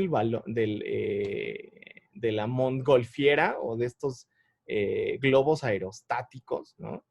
Viene toda una revolución, por lo menos de la descripción clínica de todas estas alteraciones que yo les mostré al inicio de la plática, ¿no? Entonces, por ejemplo, aquí podemos ver el despegue de esta montgolfiera en noviembre de 1783 por los hermanos Montgolfier, Jean-François, no, mentira, no, perdón, no, esos no son los hermanos. Bueno, los hermanos Montgolfier construyen esta montgolfiera y entonces fue cuestión de tiempo para que, por ejemplo, Joseph Louis Gay-Lussac y Jean-Baptiste Biot, de hecho, ellos hacen en 1804 la primera ascensión en globo científica. Entonces, lo que Gay-Lussac describe es lo que él termina nombrando como el mal del globo. Entonces, lo que él menciona es, las sustancias higrométricas se secaban como papel y el pergamino. La respiración y la circulación de la sangre se aceleraron a causa del notable enrarecimiento del aire. Mi pulso llegó a 120 en lugar de 66 y el cielo a esta altura adquiere no matiz azul muy oscuro, sino casi negro, acercando al aeronauta un silencio absoluto y solemne, ¿no? Entonces, de manera personal, para mí fue muy impresionante cómo alguien a quien relacionamos más de la parte de física, de una ley de los gases física, pues bueno, hiciera de las primeras descripciones clínicas de lo que en ese momento él llamaba el mal del globo, que termina siendo pues básicamente la disminución de la presión de oxígeno, ¿no?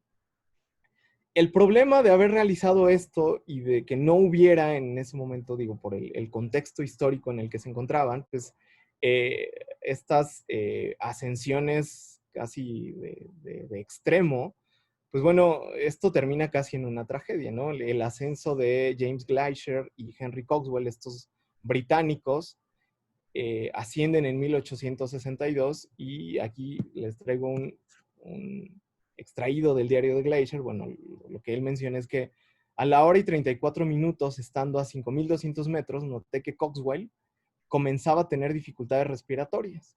A la hora y 39 minutos, es decir, 5 minutos después de lo que acaba de escribir, alcanzamos los 6,400 metros y la temperatura descendió a casi 19 grados bajo cero.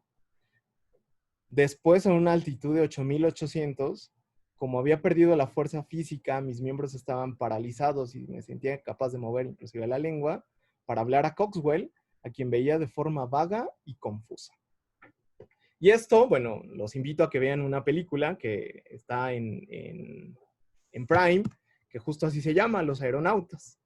Y es precisamente la historia, obviamente, hollywoodense, que tiene que ver con el ascenso de Glaisher y Cogswell. Entonces, como se los mencionaba, es el desconocimiento de qué pudiera pasar conforme el humano iba ascendiendo, pues era bastante notable.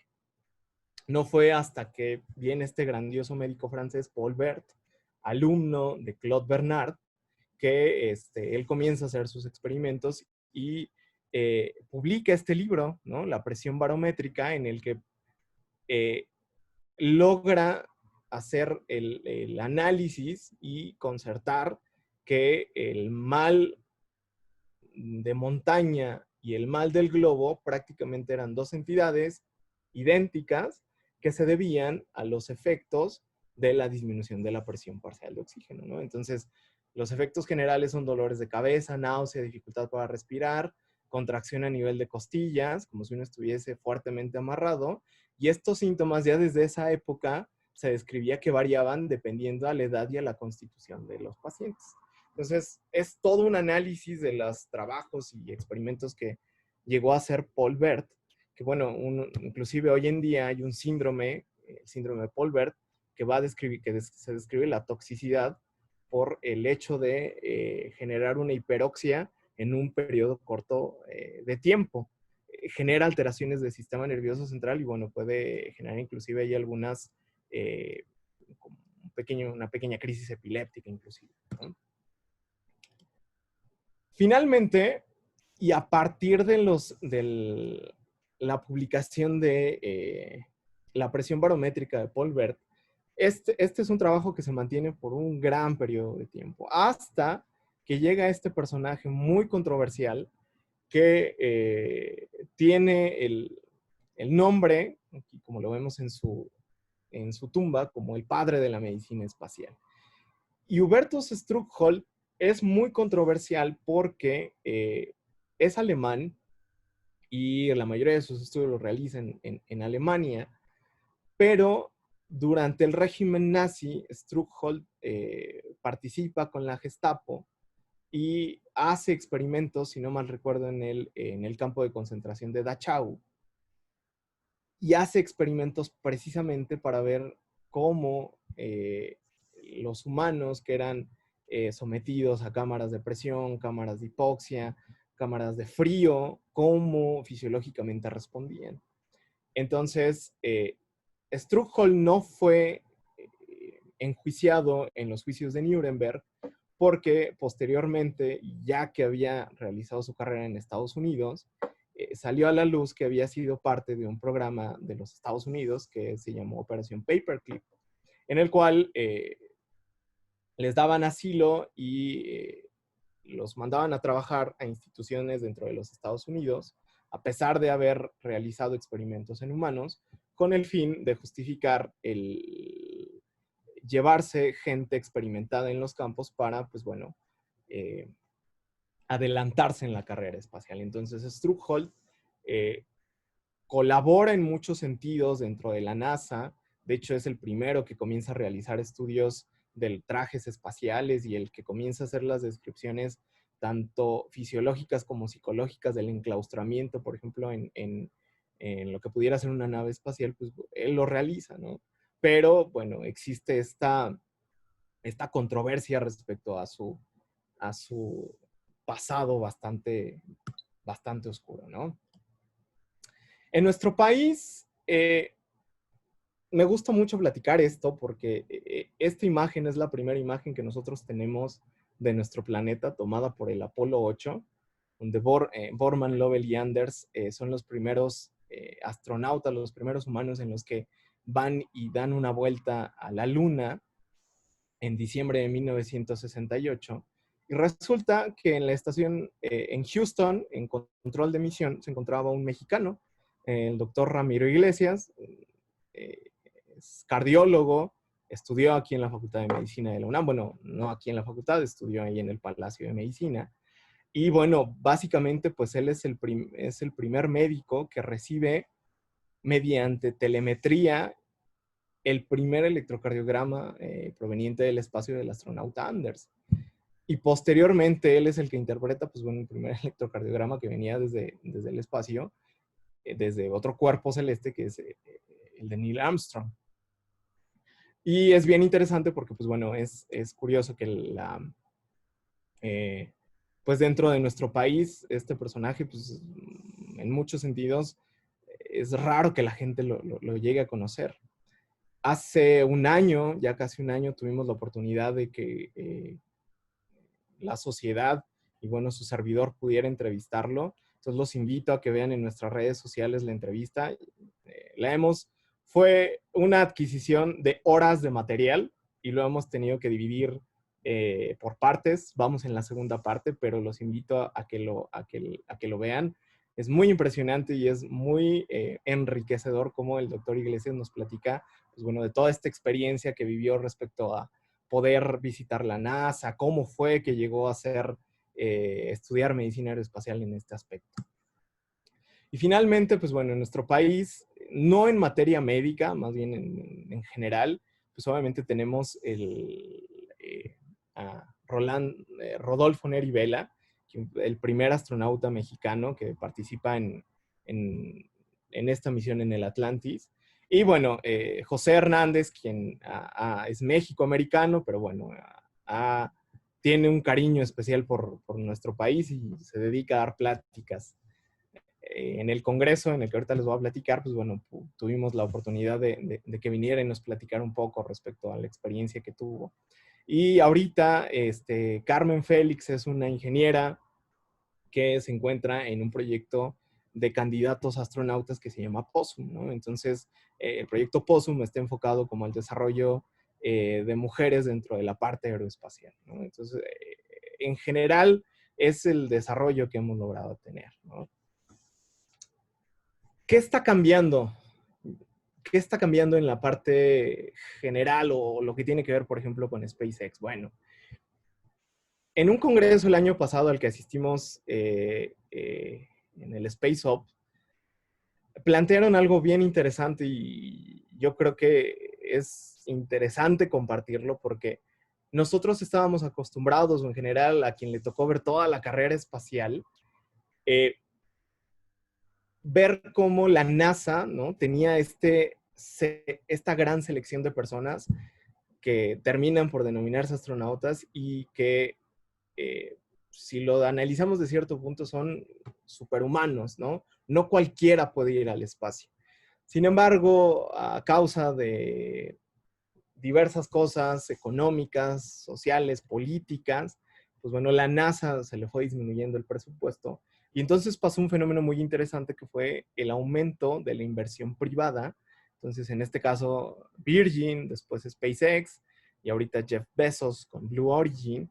Entonces, esta idea de voltear a ver al espacio desde las empresas privadas, pues bueno, ha ido en auge en los últimos años, de tal forma que pues tenemos que ahora en mayo, por primera vez en Estados Unidos, después de un periodo largo de tiempo en el que ellos no tenían un programa espacial formal en el que pudieran despegar cohetes desde Estados Unidos a la estación espacial, pues bueno, llega este hombre, Elon Musk, con esta empresa y les dice, yo soy el que les va a poner la infraestructura y vamos a regresar al espacio, ¿no?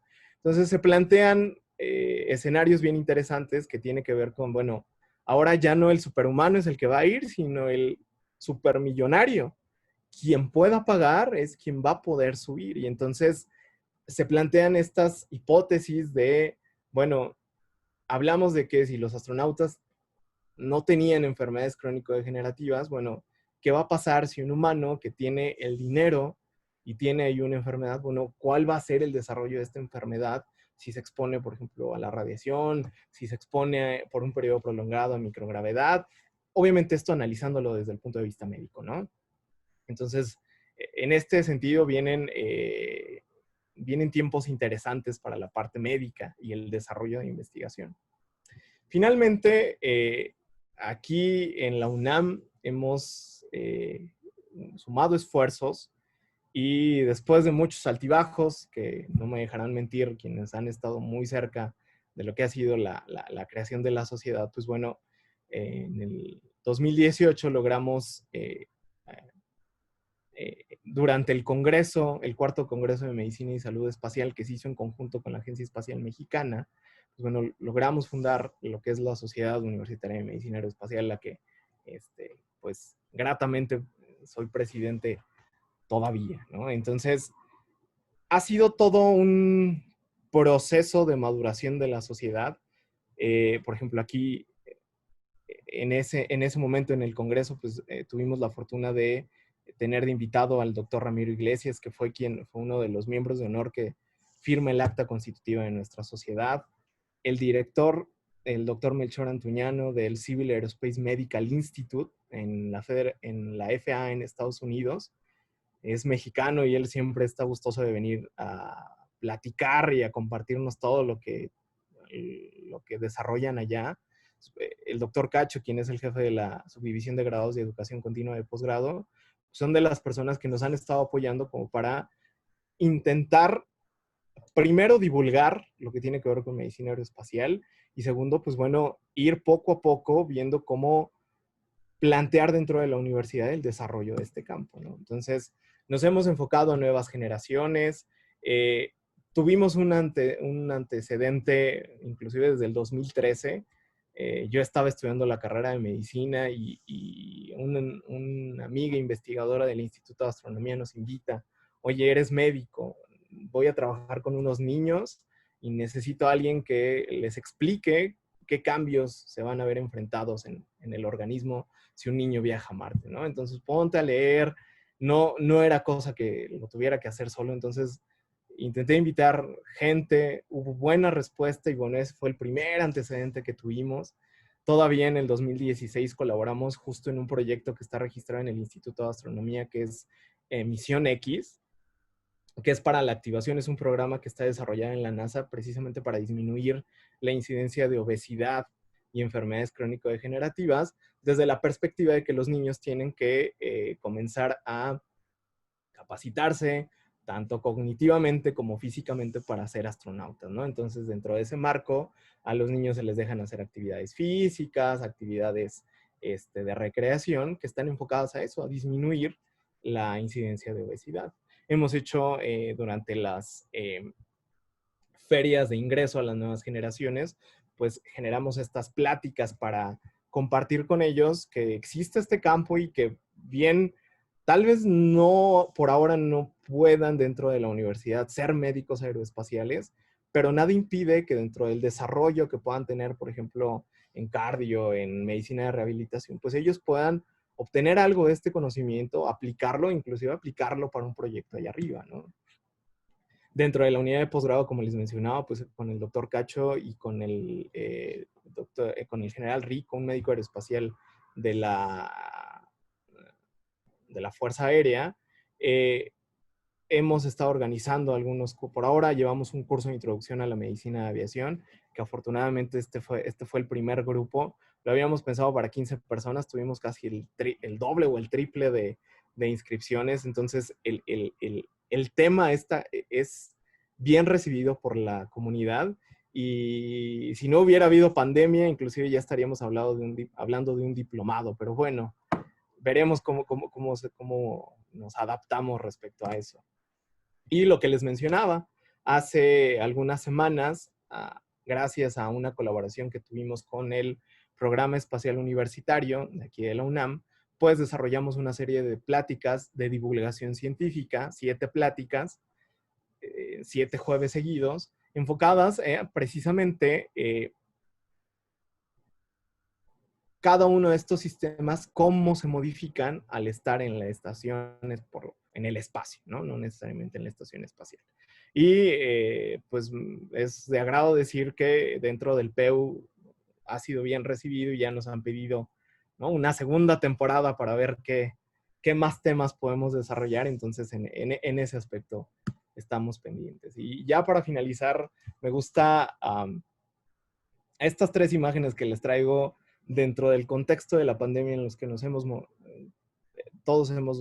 movido y estamos enfrentados hoy en día. Para mí son impresionantes estas imágenes, ¿no? Las nuevas generaciones enfrentadas al conocimiento espacial pues pueden generar que un niño que vaya a ser vacunado, pues bueno, no deje de soñar respecto a, pues, por ejemplo, llegar a ser astronauta, ¿no? Y este tipo de cosas pues son los que hacen como más llevadera todo el contexto estresante a los que nos podemos ver enfrentados, ¿no? Entonces, es todo de mi parte. Muchísimas gracias. ¿Preguntas?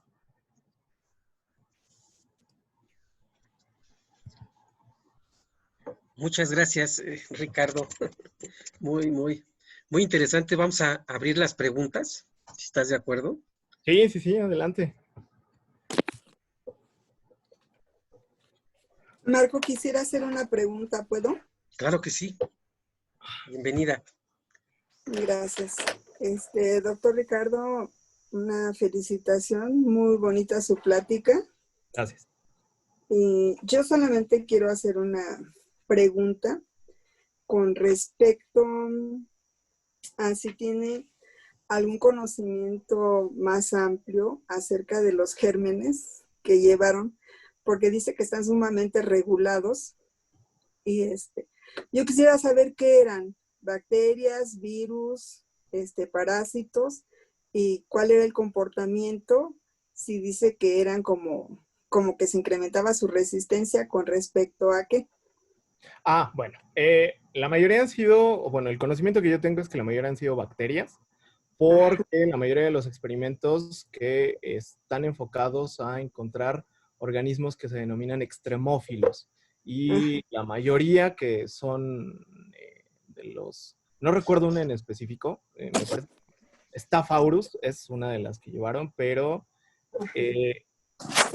lo compararon respecto a una resistencia en antibióticos, por ejemplo, ¿no? Entonces, vieron que, si no me recuerdo, en los cultivos, esta resistencia se aumentaba, nada más por el hecho de estar en un ambiente de microgravedad.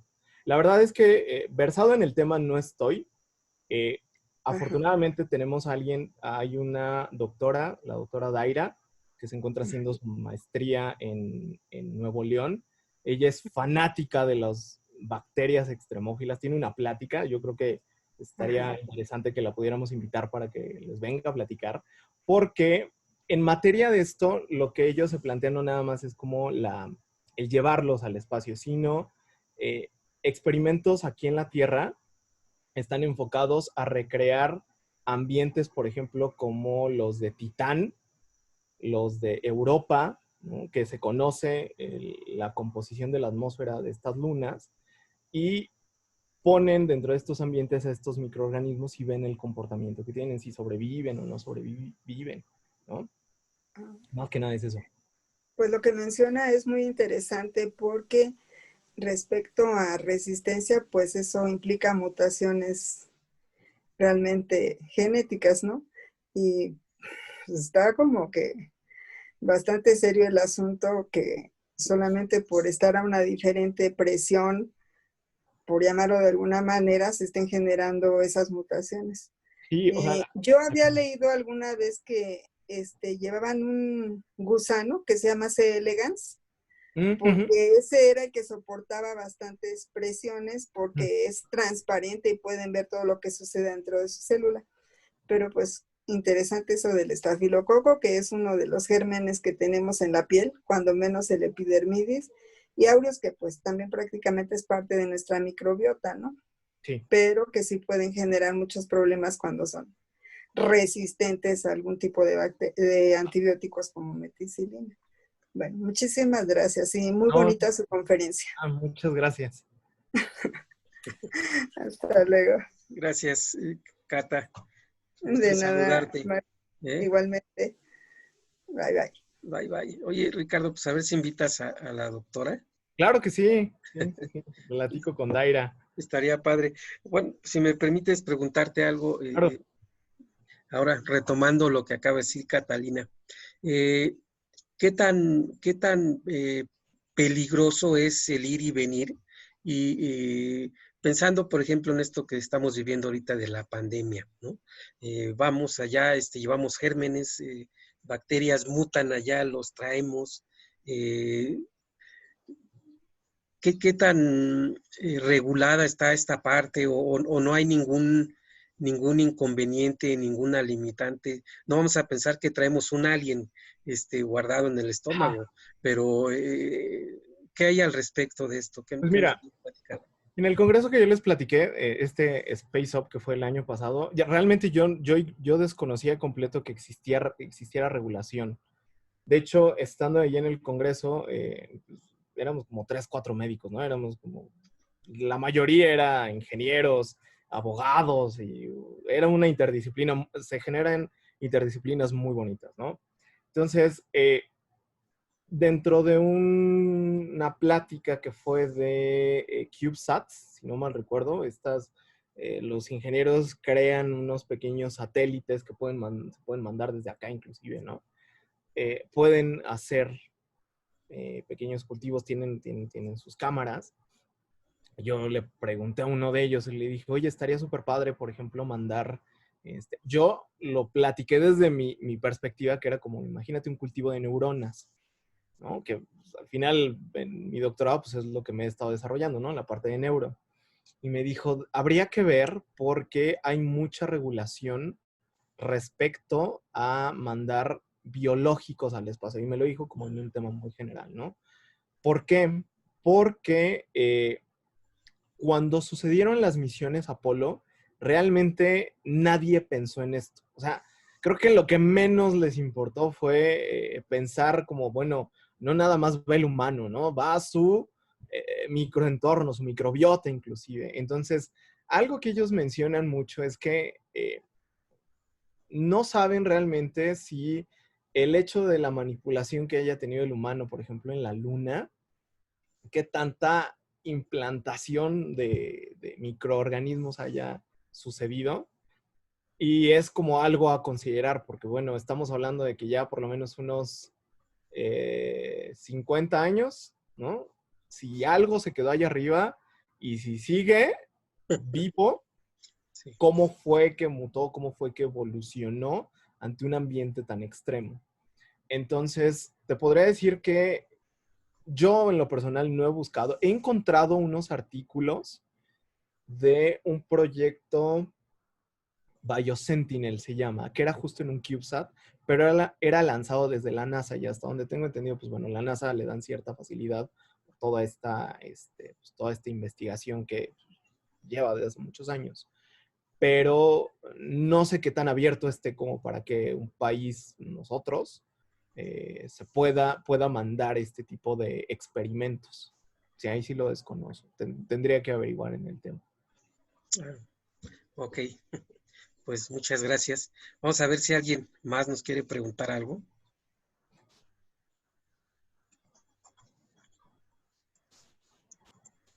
Yo solamente quiero felicitarte, Ricardo. Berito. Siempre es un placer escucharte y bueno, doble felicitación por tu conferencia y por el artículo. Muchas Ay, felicidades. muchas gracias, Berito. Muchas gracias. Sí, lo logramos. Sí, Muchas qué gracias. padre. Qué gusto escucharte, Berito. Igualmente, saludos a todos. Gracias. Saludos, saludos, Verónica. Vamos a ver, ¿alguien más quiere preguntar algo o comentar algo? Vamos a ver si en Facebook alguien nos pregunta algo, nos comenta algo. Y aquí tenemos a Lolita Jarillo que dice súper interesante. Saludos. Igual también a Emilia y Priscila también por aquí nos andaban viendo. También les mandamos saludos. Saludos. Oye, Ricardo, pues qué padre, qué interesante. Además, pues estás muy joven y estás presidiendo algo muy futurista, ¿no? Y es algo que cada vez vemos más cerca, ¿no? Esta carrera que inician los rusos y que luego los estadounidenses dicen, pues nosotros también vamos, ¿no? Midiendo fuerzas y pues generan la NASA y bueno, pues ya ahorita hasta dónde estamos, ¿no? Ya están estudiando la telemedicina vía aeronáutica, no sé si sea correcto el tema,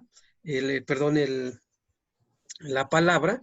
Y bueno, pues esto también que están sembrando en los niños también, eso es bien interesante porque ellos nos van a traer seguramente más datos. Tú platicas con ellos y te van a hacer preguntas más interesantes probablemente que las de que te podamos hacer muchos de nosotros, ¿no? Y que los empiecen a invitar y que los empiecen a cultivar y que los empiecen a dotar de este conocimiento para que ellos puedan desarrollar este trabajo que además haces con mucho entusiasmo, se ve tu amor por esto, tu alegría, tu energía, nos invitas a tus conferencias, nos dices que hablaste con el doctor Iglesias y todo en un ambiente en el cual pues te desarrollas y nos lo compartiste también de una manera muy grata y pues te lo agradezco, te lo agradecemos todos los que estamos aquí presentes. Muchas gracias, Marco. La verdad es que, digo, no lo he hecho solo, ¿no? Algo que, si bien te puedo decir que de manera personal comenzó, pues obviamente cuando yo era muy pequeño, yo me vi enfrentado. De hecho, mi historia con el doctor Iglesias no es nada más de que yo lo invitara. Realmente, yo a él lo conocí cuando yo estaba en la preparatoria. Y en aquel entonces, pues bueno, yo estaba haciendo de mi carrera técnica, terminé pues, por azares del destino en el Instituto de Astronomía. Y era cuando comenzaban los primeros talleres con miras a la creación de la Agencia Espacial Mexicana. Entonces me acuerdo que yo ya estaba para Área 2 y me invitan a hacer, dentro del instituto, me dicen, oye, un amigo que está en Inglaterra, me dijo, oye, tú que vas para Área 2, fíjate que en el taller, el TUIDE se llama, lo hicieron aquí en la Torre de Ingeniería, va a haber un médico. Dije, ¿un médico en algo espacial?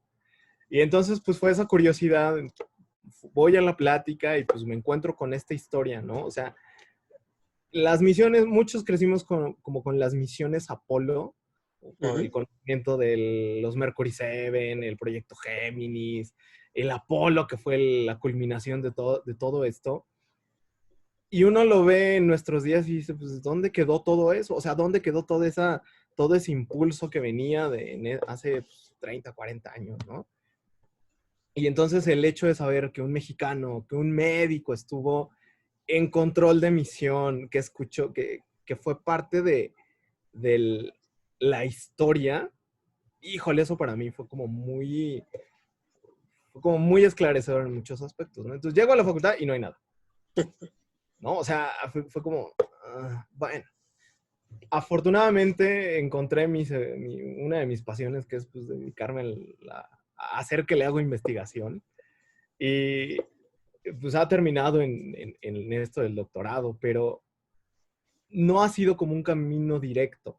Como les platicaba, el hecho de haber estado en astronomía y el haber externado que pues, inclusive me gustaría estudiarlo, fue que esta investigadora, la doctora Laura Parrao, me invita a este proyecto y es como mirarlo desde otra perspectiva, ¿no? O sea, para que yo pueda platicárselo a un niño, pues yo necesito entenderlo, ¿no? Porque pues, es entenderlo y luego bajarme del nivel para yo explicárselo en palabras sencillas. Y era todo un reto. Alex, que me parece que andaba aquí conectado, que fue los primeros que estaban ahí codo Saludos, con codo, ¿no? ¿Qué onda, Alex? Codo con codo estábamos ahí, yo buscando artículos, él diseñando, ¿no? Cómo le íbamos a explicar a los niños, todo este tipo de cosas. Pues fue padre, ¿no? Y yo lo veía nada más desde la divulgación. Muchas cosas han pasado, nos hemos topado con paredes, nos hemos tropezado, pero afortunadamente yo creo que ha ido de menos a más. Estoy muy contento porque al final, pues, lo veo y digo, bueno, ya los chavos que lleguen, si ya tenían una idea, entonces ven un stand y si bien yo no he estudiado como tal medicina aeroespacial, pero puedo ir y les puedo platicar, ¿no? O Silvana, la doctora Silvana, que le encanta la parte de inmunología, que también, inclusive si un día la pueden invitar, fue profesora aquí, está haciendo la residencia. Invítala. Encantado de hablarles de inmunología. Daira. Entonces, poquito a poco, conforme empezó esto, pues nos hemos encontrado gente que estábamos así, ¿no? Dispersos. Y de repente fue como, oye, ¿a ti te gusta? Oye, pues vamos a juntarnos, ¿no? Y locos más locos, pues hacemos nuestro manicomio y de ahí hablamos de medicina aeroespacial, ¿no? Claro. No, pues qué padre que además, pues se encontraron. Yo creo que esto de que llegaste y no había nada, pues te favoreció también de alguna manera para empezar y pues generar tu grupo de locos, como bien les has dicho, ¿no? Pero locos por la ciencia. Y eso está padrísimo. Y pues el espacio es tuyo también, eres miembro de la caravana. Invítalos libremente a hablar también de los temas que consideren ellos o que les apasione, ¿no? Porque realmente dice el doctor Ruy Pérez Tamayo en su concepto de vocación, dice que uno no siempre hace bien lo que le gusta, sino todo lo contrario, ¿no? Lo que hacemos bien siempre nos va a gustar, ¿no? Entonces, esta parte de la divulgación y del amor por lo que hacemos, pues siempre nos va a traer grandes beneficios y pues obviamente el trabajo va a estar más armónico, ¿no? Entonces, pues invítalos, tú eres parte de esto, y invítalos. Gracias, aquí, Marco. con mucho gusto los recibimos. Y pues si alguien tiene alguna otra pregunta, que hable ahora o que nos la haga en la próxima sesión. Creo que ya, Marco. Pues para finalizar, la verdad es que reitero, ¿no? No lo he hecho solo. Hay mucha gente que nos ha estado apoyando. Buenas tardes, ¿me escuchan? Sí. Isidro. Buenas Hola, tardes. ¿cómo estás? Muy bien. ¿y Perdón, tú? problemas para entrar, no te visualizo, solamente puedo hablar. No te apures, pero te escuchamos bien. Pero antes que eso, primero que nada, una felicitación por tu plática. Segundo, pues yo creo que superaste las expectativas de todos. Sí, yo invité a varios a oírte, no se unieron aquí, pero me decían que a ver si realmente estaba tan maravillosa tu plática. Yo les respondí que los ibas a superar con todo lo que ellos pudieran esperar que dijeras, lo ibas a superar y realmente, aunque no lo vieron, así fue. Segundo, me llamó mucho la atención que dijiste que a las conferencias que has ido, has participado, y algunas otras cosas, casi no van médicos. Eso es raro, ¿no? Porque pues si estás mandando ya humanos al espacio en la época que estamos viviendo y con la zona esta, la Snapdragon, pues yo creo que lo primordial sería estudiar la respuesta del organismo del ser humano allá en el espacio. Entonces, se me hace muy raro eso, pero bueno, pero ya estás tú. Entonces, la deficiencia ya se corrigió, con eso es más que suficiente. Lo que te quisiera preguntar es, definitivamente, la medicina aeroespacial, pues es una puerta abierta al futuro. Cada vez los viajes espaciales yo pienso que se van a dar más. Mi pregunta es, ¿tú en tus locuras piensas que esto se debe enseñar en la facultad como materia, una materia optativa, una inducción o algo? Pues mira, Isidro, primero, antes que nada, gracias, ¿no? Gracias por tus palabras. Es bonito saber que uno logra transmitir lo que quiere, ¿no? Y segundo, yo creo que sí. O sea, el conocimiento está, mucho o poco dentro del país, yo creo que el conocimiento está. Y yo te lo plantearía como no soy nadie como para negarle el conocimiento a las nuevas generaciones. O sea, algo que hemos platicado dentro de la sociedad y lo que nos hemos visto enfrentados es que mucha gente es muy celosa de compartirlo, de abrirse un poquito más como con el público en general o como con las nuevas generaciones.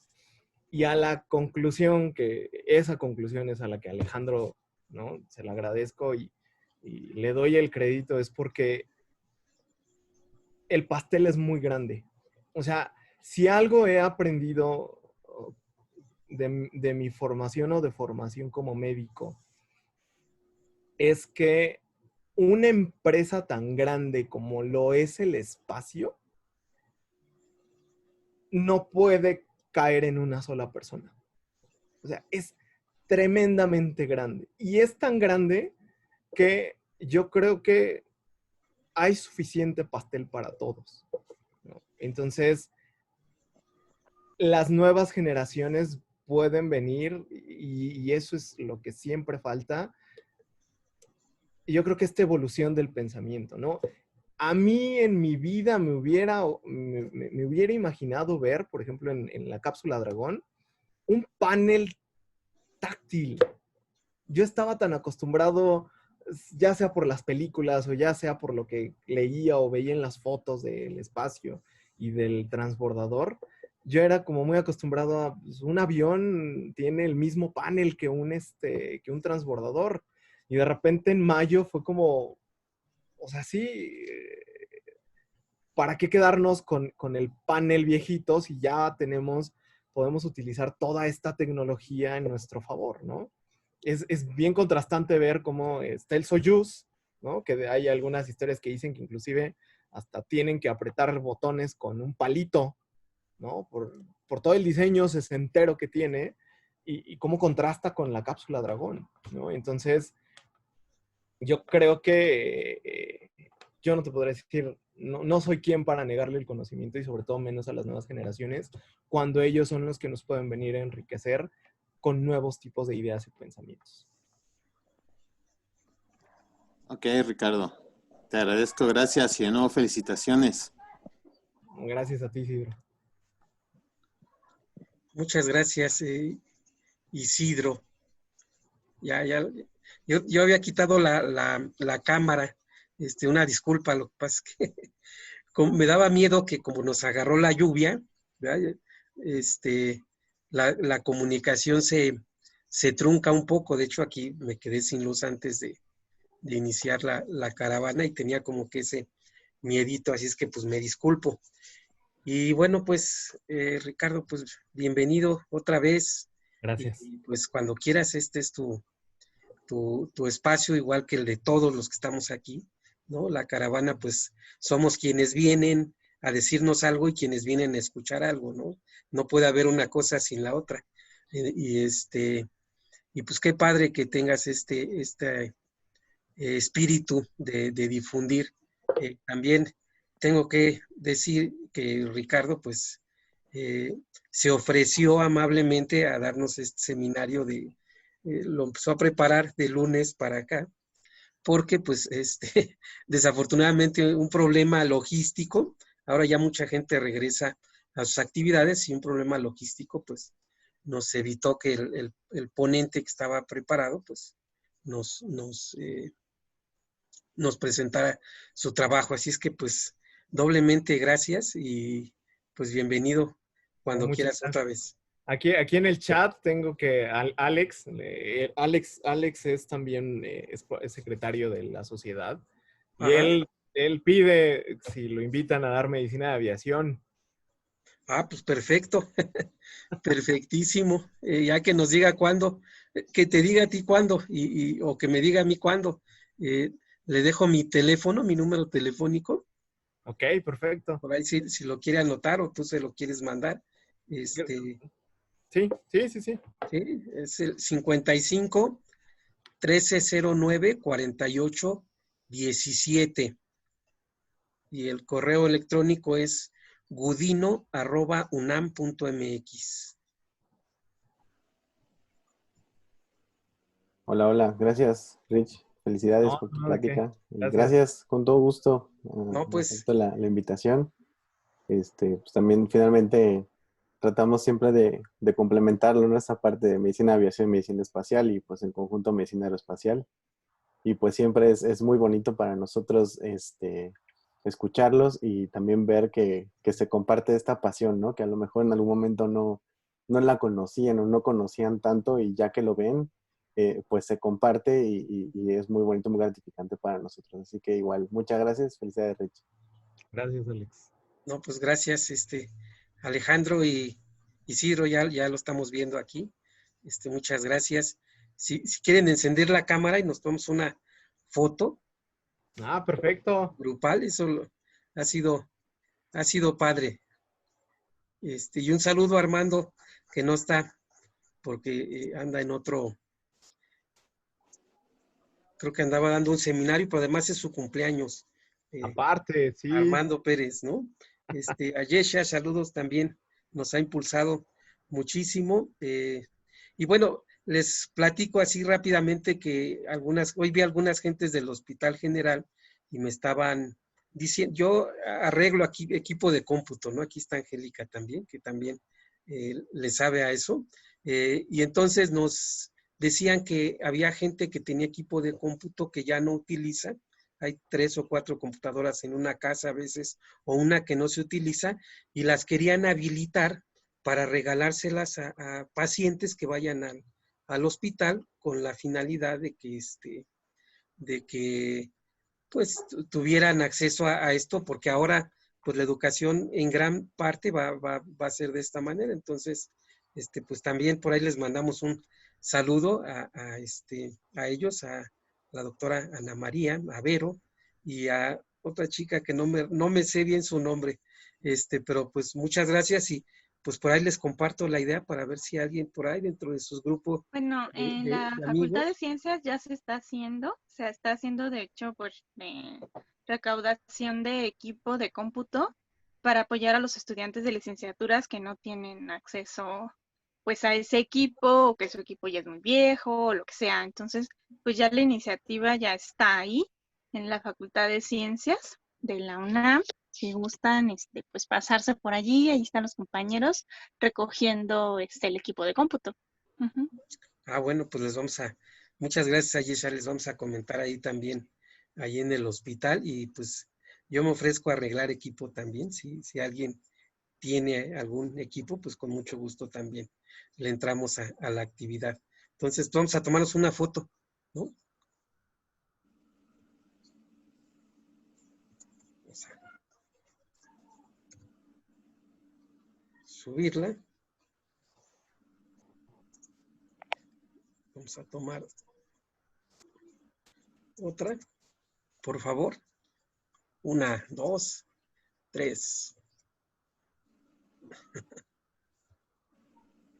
Pues sí, pues bueno, pues muchas gracias nuevamente, Ricardo, nos hiciste una tarde muy padre, muy amena, una tarde de conocimiento, cafetera, aprendimos muchas cosas hoy y pues que siga creciendo nuestra caravana, ¿no? Y pues muchas gracias a todos ustedes. Nos vemos la próxima semana. También nos despedimos de Facebook Live y pues a seguir creciendo y a seguir compartiendo. Muchas gracias, Ricardo. Hasta la próxima. Bye. Pero... Bye, bye.